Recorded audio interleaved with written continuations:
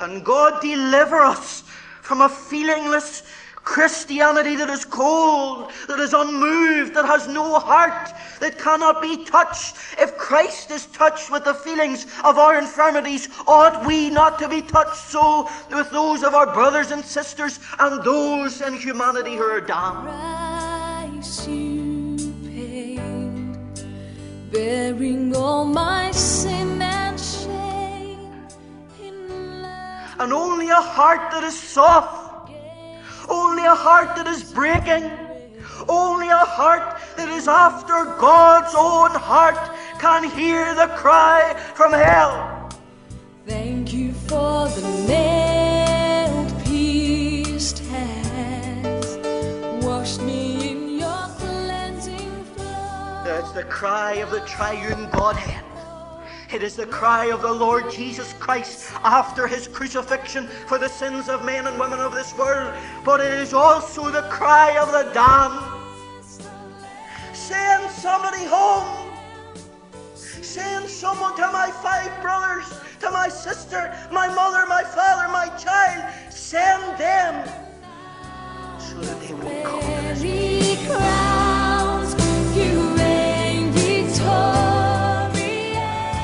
However it has come, there is a deafness within our souls to that cry from hell that we will go and send someone to save.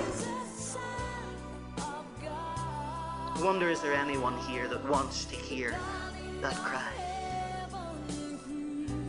Are you moved? Are you touched by their waywardness, by their sinfulness, by the disease of sin that is in them, destroying their life and destroying their eternity? Does it move you to tears? Does it move your heart? Thank you for the cross, Lord. We have compassion on a drowning child, don't we? Do we have compassion enough to hear the cry from hell? Which is a greater cry? Which is a greater plea? Send someone, whatever you do. You have a chance. You're on earth now. You have years before you to live. Will you do something? That's what they're all saying now on Lord's Day morning in hell. If you could put a megaphone in, that's what you would hear. We wrestle with him. Wrestle before him until we have a name like his name that says that we are a prince.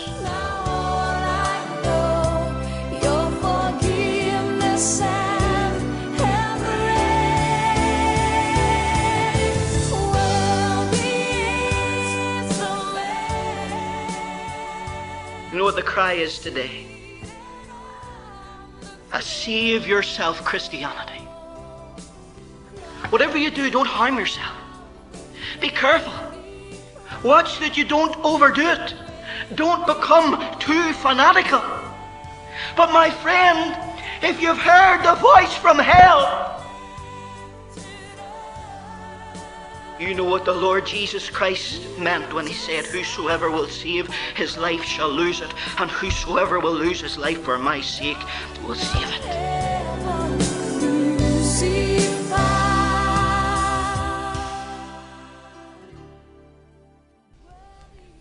If you run around in this life trying to get as much for yourself, make as much for your name, and do everything down here, the reality is, eternally speaking, that you will lose everything. And if you lose everything down here, your reputation, your name, your bank balance, whatever God calls you to lose, if you lose it, you'll save it up there.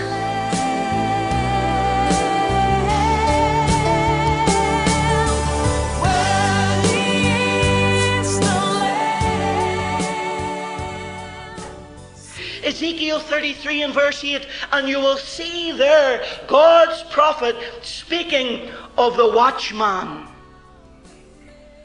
The watchman was to stand on his turret, and he was to look across the horizon, and whenever he heard the tramp of the horse's hooves, or he heard the trump of battle of the enemy, he was to shout a warning.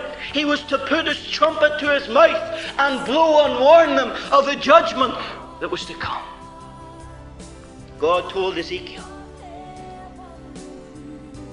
listen, my boy, if you don't warn them, I will require their blood at thy hand.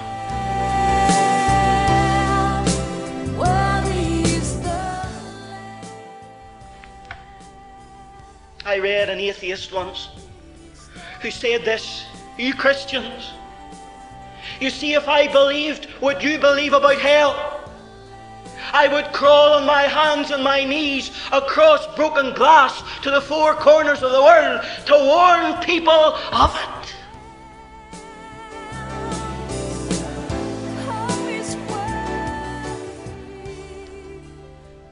I read a poem once that spoke of the consequences for you if you don't tell people that they need Christ. It's called My Friend. My friend, I stand in the judgment now and feel that you're to blame somehow.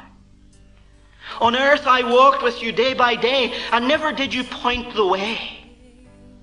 You knew the Lord of truth and glory, but never did you tell the story. My knowledge then was very dim. You could have led me safe to Him. Though we live together on this earth, you never told of the second birth, and now I stand this day condemned because you failed to mention Him. You taught me many things that's true. I called you friend and trusted you, but I've learned now that it's too late. You could have kept me from this fate. We walked by day and talked by night, and yet you showed me not the light. You let me live and love and die, and knew I'd never live on high. Yes, I called you friend in life, and trusted you through joy and strife. And yet on coming to the end, I cannot now call you my friend. There are consequences for us, and there are consequences for them. Can you hear their cry, my friend, this morning? Can you hear it? Send someone, please send someone. Lest my loved ones, my children, my countrymen, lest they come unto this torment.